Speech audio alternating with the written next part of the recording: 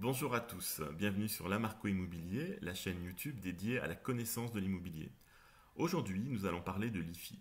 L'IFI est, comme vous le savez, l'impôt sur la fortune immobilière. L'IFI concerne les résidents et les non-résidents français qui possèdent en France des biens d'une valeur nette supérieure au seuil d'exonération. Ce seuil est de 1,3 million d'euros. Pour les domiciliés en France, il va y avoir une imposition du foyer fiscal sur l'ensemble de leurs biens, qu'ils soient situés en France et à l'étranger.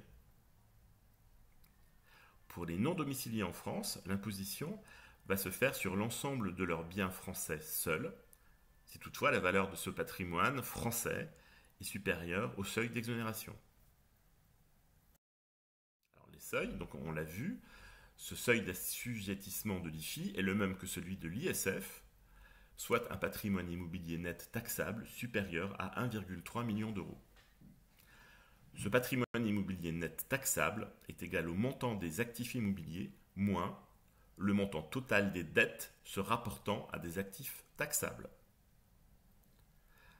Alors, ce point est très important. Si le seuil de déclenchement de l'IFI est de 1,3 million d'euros de patrimoine net, vous allez être imposé à partir de 800 000 euros de patrimoine.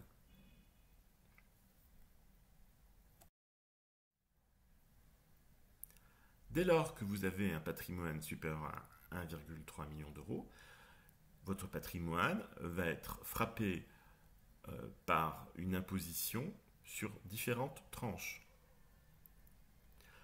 Dans la tranche de 800 000 à 1,3 million, vous aurez à payer 0,5% d'imposition sur la fortune immobilière. De 1,3 million à 2,57 millions, vous serez frappé par 0,70%. De 2,57 millions à 5 millions d'euros de patrimoine, vous serez frappé par 1% d'IFI. De 5 millions d'euros à 10 millions d'euros, c'est une imposition à 1,25%. Et pour votre patrimoine supérieur à 10 millions d'euros, vous serez taxé à 1,5%. Il existe une décote.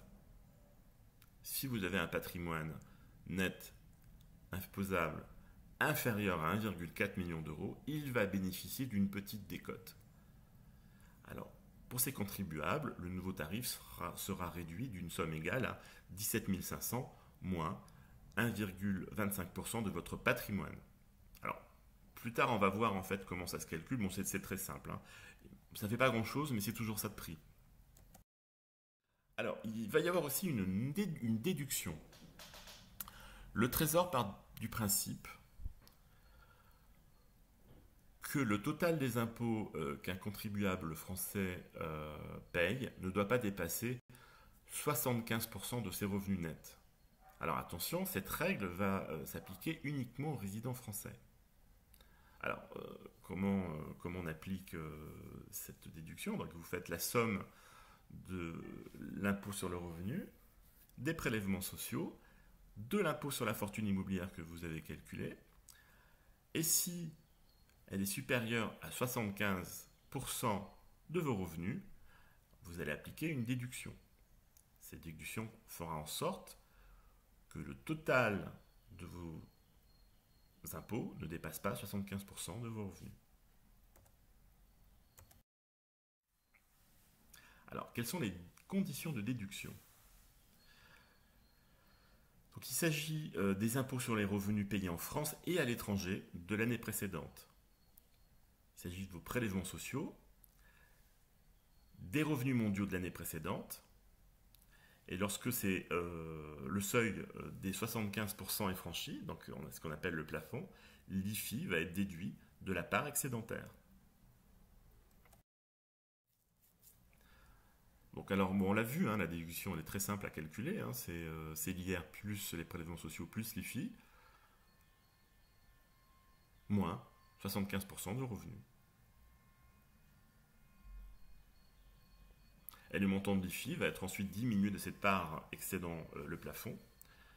Donc ça va être vous allez calculer le montant de l'IFI à payer, ça va être l'IFI précédemment calculé, moins la déduction. Alors concrètement, pour obtenir une cotisation d'IFI exigible, vous allez pratiquer un ensemble d'opérations. Donc vous allez devoir en premier chef estimer la valeur de vos biens au 1er janvier en déduisant les dettes de façon à obtenir un actif net imposable.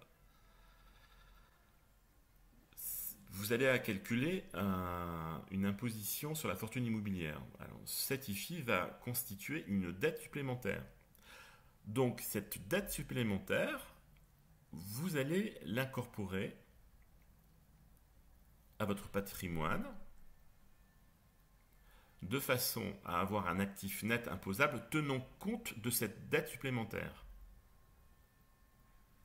Ensuite, vous allez appliquer, le cas échéant, le plafonnement comme on vient de voir. Si l'ensemble de votre imposition est supérieur à 75% de vos revenus et que vous êtes résident français. Et là, vous aurez le montant d'impôt exigible.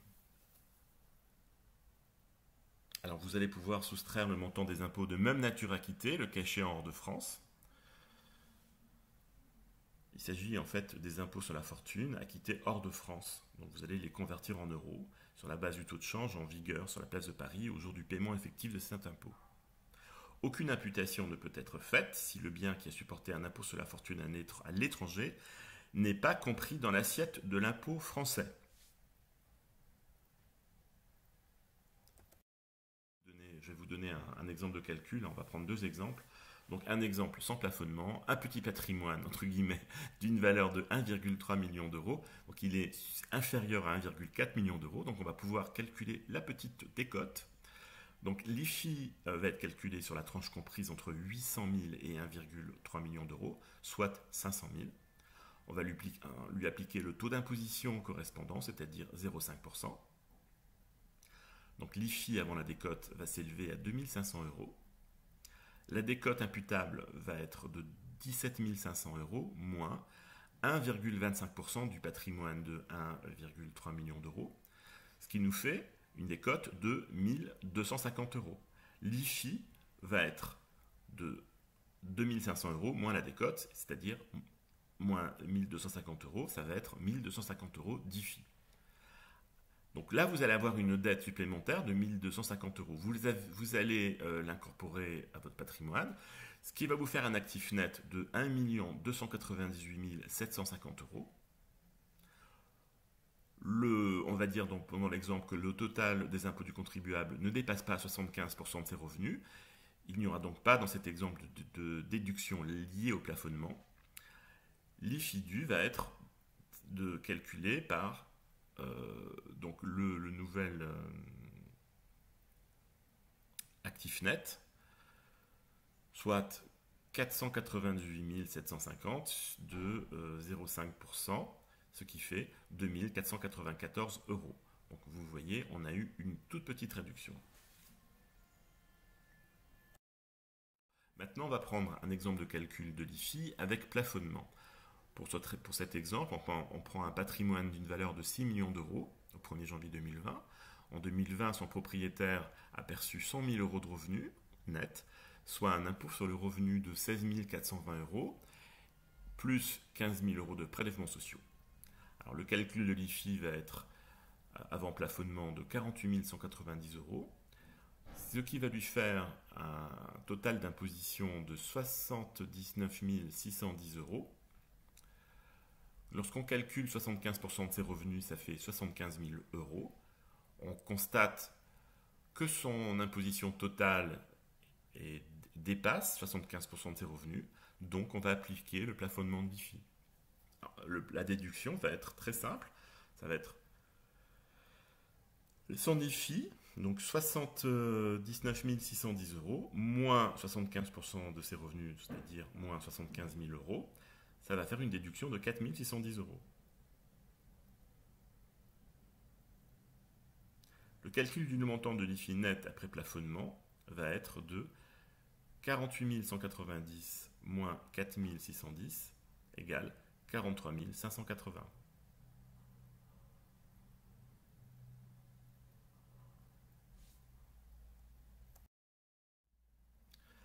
Alors, comment évaluer vos biens immobiliers? Alors, sachez que pour les évaluations des biens immobiliers, il existe des décotes. Alors je vous les ai listés dans le tableau qui s'affiche. Donc sachez que votre résidence principale bénéficie d'une décote de 30%,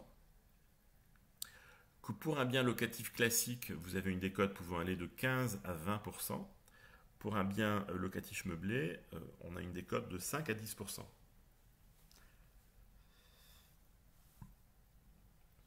Alors, le montant exact de la décote n'est pas très clair. Donc, je vous invite à en parler avec votre comptable si vous en avez un. Ça dépend d'un tas de facteurs. J'ai pas vu de règles précises sur le sujet.